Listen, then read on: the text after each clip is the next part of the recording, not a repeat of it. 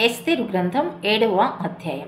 రాజును హామానును రాణి అయిన ఎస్తేరు నద్దుకు విందునకు రాగా, రాజు, ఎస్తేరు రాణి, నీ విజ్ఞాపన ఏమిటి? అది నీకు అనుగ్రహింపబడును. నీ మనవి ఏమిటి?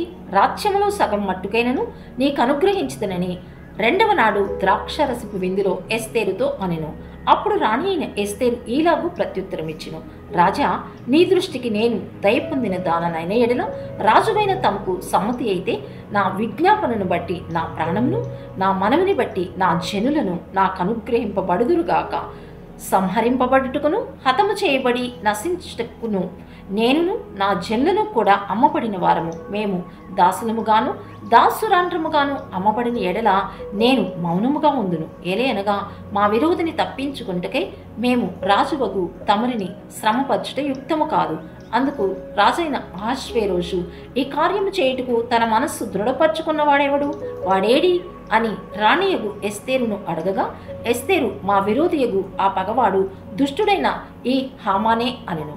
అంతటి హామాను రాజు ఎదుటను రాణి ఎదుటను భయాక్రాంతుడు ఆయను. రాజు ఆగ్రహముంది ద్రాక్షరసపు విందును విడిచి నగరు వనమునకు పోయెను. అయితే రాజు తనకు ఏదో హాని చేయనుద్దేశించినని హామాను తెలుసుకుని రాణి అయిన ఎస్తేరు ఎదుట తన ప్రాణము కొరకు విన్నపము చేయుటకై నిలిచెను.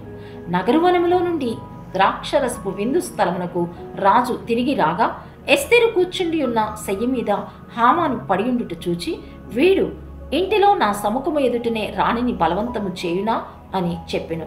ఆ మాట రాజు నోట రాగానే బంటులు హామాను ముఖమునకు ముసుగు వేసిరి. రాజు ముందర నుండి షండులలో హర్బోనా అనునొకడు ఏలినవాడా, చిత్తగించుము.